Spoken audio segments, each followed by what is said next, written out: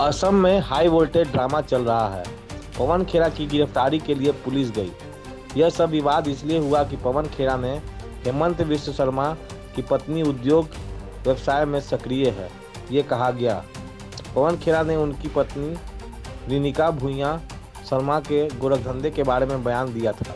उन्होंने कहा था कि हेमंत विश्व शर्मा की पत्नी के पास यूनाइटेड अरब एमिरेट्स का पासपोर्ट है, मिस्र, बारमूडा, अंतागुआ का भी पासपोर्ट है।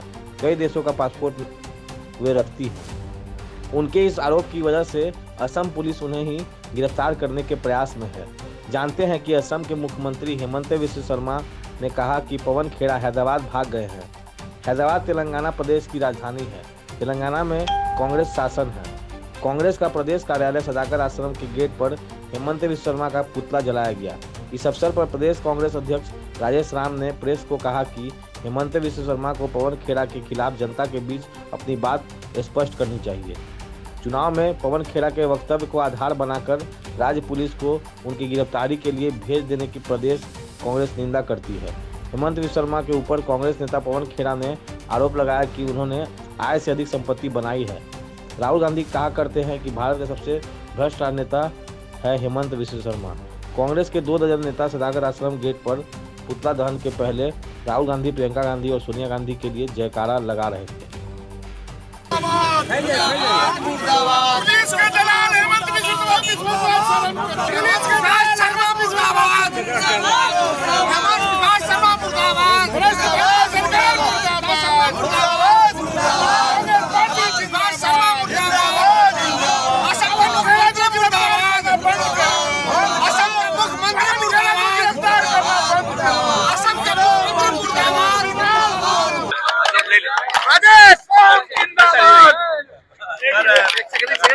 सर, जिस तरीके से पवन खेड़ा को गिरफ्तार करने गई असम पुलिस और दिल्ली पुलिस, क्या कहिएगा? देखिए, ये पहला तो ये है कि हेमंता विश्व शर्मा जी को यदि कोई गंभीर आरोप लगा है तो उसको स्पष्टीकरण अच्छा से जनता के बीच रखना चाहिए।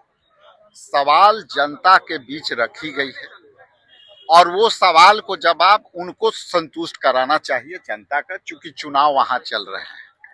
लेकिन यदि आप किसी भी व्यक्ति को आप यदि हरासमेंट करते हो, उनको डराते हो, तो ये विशुद्ध रूप से मूल सवाल से ध्यान भटकाने के लिए इस तरह की सवाल की है। उन्होंने अभद्र टिप्पणियां भी की है। उन्होंने इस सवाल के बारे में जो है कोई चर्चा नहीं किया है, लेकिन पुलिस उनके घर चली गई।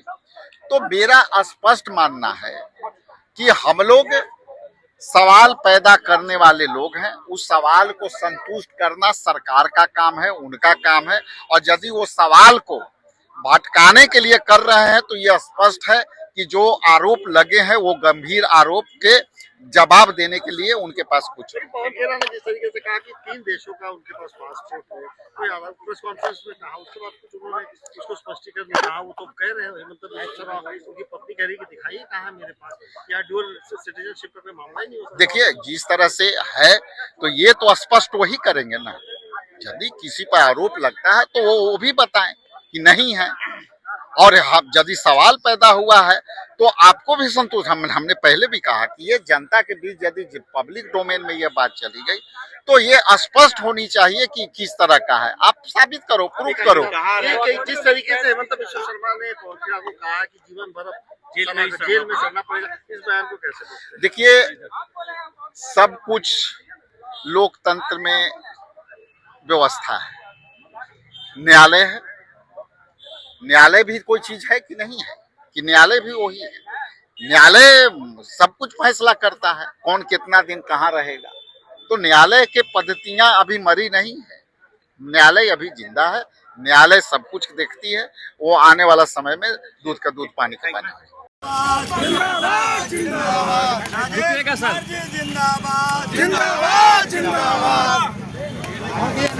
सर थोड़ा सा नारा लगाइए सर। जिंदाबाद जिंदाबाद जिंदाबाद। सोनिया गांधी जिंदाबाद जिंदाबाद जिंदाबाद। प्रियंका गांधी जिंदाबाद जिंदाबाद जिंदाबाद। सर अभी रुक जाइए, अभी नारा जिंदाबाद